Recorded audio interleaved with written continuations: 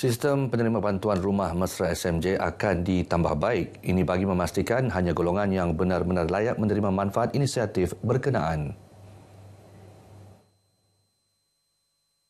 Menteri Pembangunan Luar Bandar Datuk Rubin Balang berkata pendekatan baru akan dilaksana bagi memberi peluang kepada lebih ramai rakyat yang memerlukan. Sebelum ini, pemilihan penerima hanya tertumpu kepada mereka yang tersenarai dalam pangkalan data IKASI. Di peringkat kementerian akan mewujudkan satu kriteria garis panduan kepada setiap pejabat daerah yang akan memuktamadkan pemberian rumah-rumah SMJ ini. Di peringkat daerah dia ada fokus grup. Datuk Rubin ditemui pemberita pada majlis sambutan Hari Natal dan Tahun Baru 2026 peringkat daerah Tenom.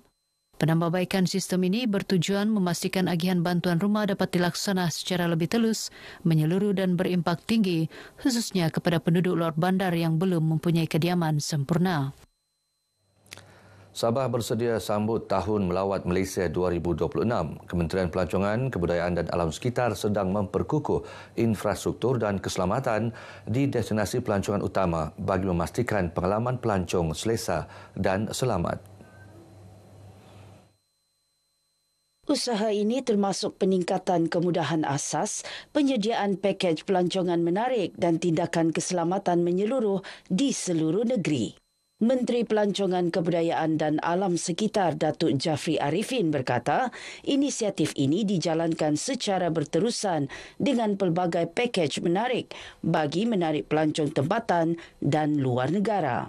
Kita juga menyediakan pelbagai bentuk tawaran pakej yang telah kita rencanakan untuk memastikan lebih ramai pelancong datang daripada luar negara dan juga dalam negara ke Sabah untuk memastikan Tahun Melawat Malaysia, dan sekaligus pada tahun 2027 kita akan melancarkan Tahun Melawat Sabah.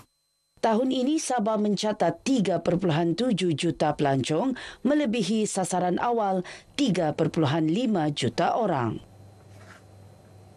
Tahun 2025 menjadi titik penting dalam lanskap ekonomi Sabah. Negeri di bawah Bayu ini mencatat lonjakan pelaburan ketara sekaligus mengukuhkan kedudukan sebagai destinasi utama tenaga baharu, hub logistik serantau serta industri minyak dan gas hiliran. Ikuti imbasan ekonomi dan pelaburan Sabah 2025 bersama Alicia Onela Michael. Prestasi ekonomi Sabah pada 2025 terus menunjukkan momentum memberangsangkan. Dipacu belanjawan tertinggi dalam sejarah negeri berjumlah 6.42 bilion ringgit. Pendapatan negeri turut meningkat kepada 6.445 bilion ringgit. Manakala jumlah pelaburan diluluskan setakat suku ketiga 2025 mencecah 11.9 bilion ringgit. Mencerminkan keyakinan tinggi pelabur terhadap hala tuju ekonomi negeri. Antara pemacu utama ekonomi Sabah ialah sektor minyak dan gas hiliran, khususnya pembangunan di Taman Perindustrian Minyak dan Gas Sipitang atau SOGIP.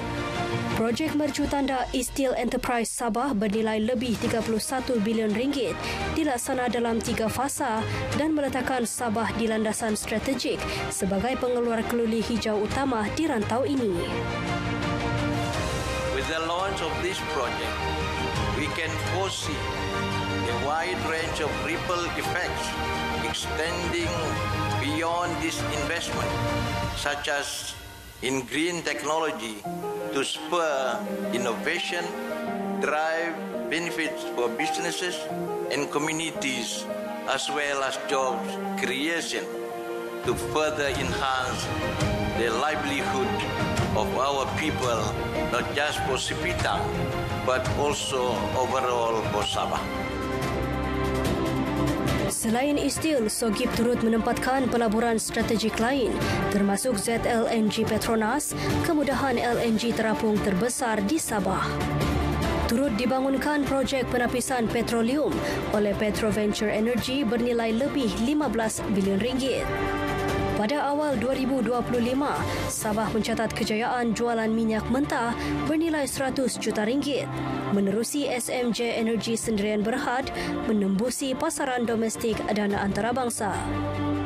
Dalam sektor tenaga, kerajaan negeri meluluskan pembangunan sistem penyimpanan tenaga bateri atau BES bagi memastikan kestabilan bekalan elektrik. Hampir 1,000 megawatt kapasiti tenaga baharu diluluskan melibatkan hidro, solar dan angin.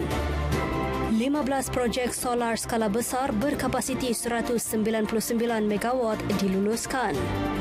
Dengan kapasiti keseluruhan dijangka melebihi 350 megawatt menjelang 2027. Pada masa sama, dasar ekonomi biru terus diperkasa sebagai pemacu pertumbuhan baharu. Teknologi Ocean Thermal Energy Conversion (OTEC) diteroka di pantai timur Sabah melalui pelaburan swasta dan disasarkan siap pada 2027. Manakala projek landing port tuna bernilai RM360 juta di Kota Kinabalu dilaksana dengan 30% pegangan kerajaan negeri. Sementara itu, POIC Lahadatu terus muncul sebagai hub logistik dan perindustrian serantau. Setakat ini, POIC menjana pelaburan sehingga RM4.3 bilion serta menarik 43 pelabur tempatan dan asing. Sabah turut menerima 3 pelaburan bernilai lebih $2.5 bilion Amerika melalui POIC, melibatkan industri oleokimia dan biobahan api. Secara keseluruhan, 2025 menyaksikan Sabah berada pada landasan kukuh menuju ekonomi perindustrian moden. Dasar mesra pelabur terus menjadi pemangkin keyakinan, membuka peluang pekerjaan dan menyokong pembasmian kemiskinan. Dengan nilai pelaburan mencecah hampir RM12 bilion setakat suku ketiga 2025, Sabah kini dilihat semakin kukuh sebagai destinasi pelaburan strategik, khususnya dalam sektor tenaga, perindustrian dan ekonomi biru. Kerajaan negeri yakin momentum ini akan terus memacu pertumbuhan ekonomi serta kesejahteraan rakyat. Alicia Ornella Michael, RTM.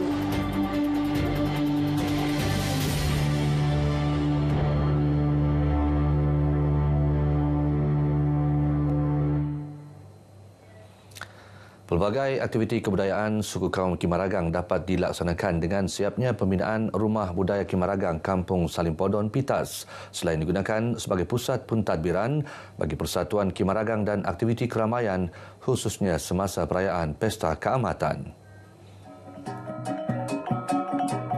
Presiden Persatuan Kimaragang Sabah, Dato' Sri Dr. Rudi Awa berkata, pembinaan Rumah Budaya Kimaragang menelan kos RM100,000 menerusi peruntukan kerajaan negeri. Rumah budaya ini mampu menampung sehingga 100 orang. Dato' Sri Rudi berkata, rumah budaya ini menjadi identiti kepada kaum Kimaragang. Beliau menggesa suku kaum Kimaragang agar sentiasa menyokong kerajaan negeri bagi memastikan perancangan pembangunan dapat dilaksanakan dengan jayanya. Sumbangan asas Rahmah Sara sama ada secara bulanan atau one-off disifatkan antara inisiatif terbaik kerajaan Madani yang memberi impak langsung kepada rakyat. Bagi Sara one-off yang mula dinikmati bermula 31 Ogos lalu, 22 juta rakyat berusia 18 tahun ke atas layak menerima bantuan berkenaan. Penerima ditemui RTM menyifatkan Sara membantu meringankan beban kos sara hidup. Okey, alhamdulillah bantuan Sara ni dah sedikit sebanyak membantu meringankan beban keluarga lah, terutama sekali yang B40. Macam saya kan, khususnya saya ada 4 orang anak. Jadi walaupun bagi orang 100 tu nilainya sedikit, tapi bagi saya besar.